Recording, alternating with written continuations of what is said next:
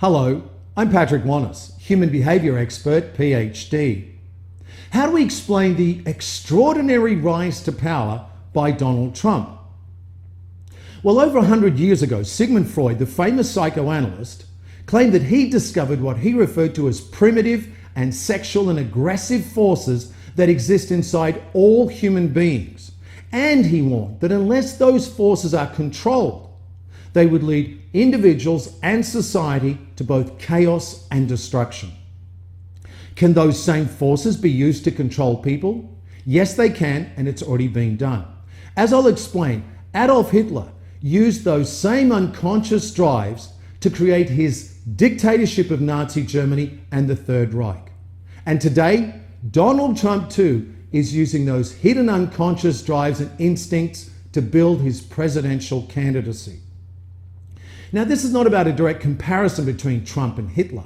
Rather, it's about revealing how both Hitler and Trump clearly understood those instinctual drives for sex and aggression and then used them to bring themselves to power.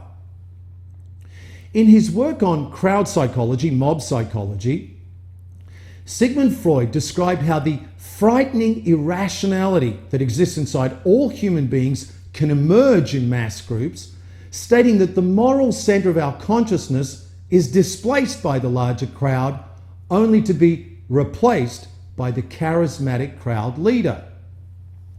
Freud referred to deep libidinal forces of desire, love, that are given up to the charismatic crowd leader, while the aggressive instincts of hate are unleashed on those outside the group.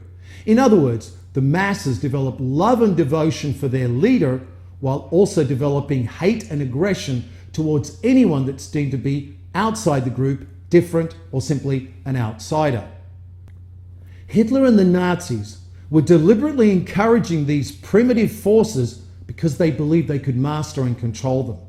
They appealed to the people, to the masses, for the love of the Führer, the love of Germany, and for the hatred of the outsiders, specifically the Jews and then everyone else.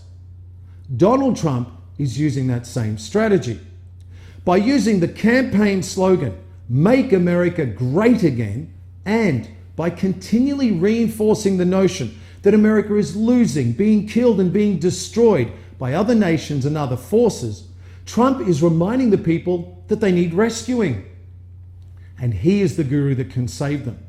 However, unlike traditional gurus who simply demand obedience, Trump delves deeper into the emotions of fear and powerlessness when he admonishes people and he warns them that they've lost their country to China, Mexico, big business, lobbyists, politicians, the establishment, illegal immigrants, terrorists, Muslims, Syrian refugees, and anyone else who's deemed to be an outsider or different. Donald Trump is constantly and successfully stimulating people's inner desires and then satiating them with his slogans, promises, and emotional impulses of aggression, conquest, and power, in a brilliant display of harnessing and guiding the irrational forces of the masses in order to build his power and leadership. Tapping into the people's desires, longings, and fears, Donald Trump is offering the people an immediate feel-good medication to ease away their pain, even though it may make no difference in the long term. Directing the hidden forces of aggression, Trump is offering to change the relations of power, not just a promise to take back America, but rather a promise to take back power.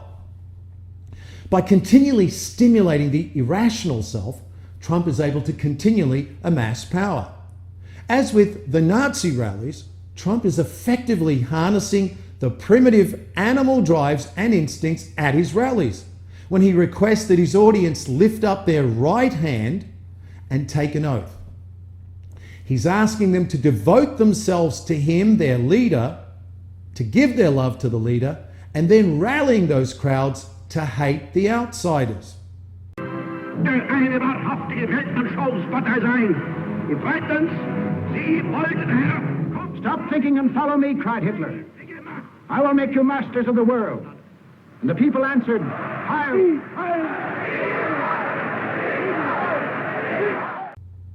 Interestingly, although Trump is being accused of dividing the country, he is in effect uniting the country in the same way that Hitler did. In other words, uniting the country to hate the people that are deemed to be a threat, an enemy, or simply different.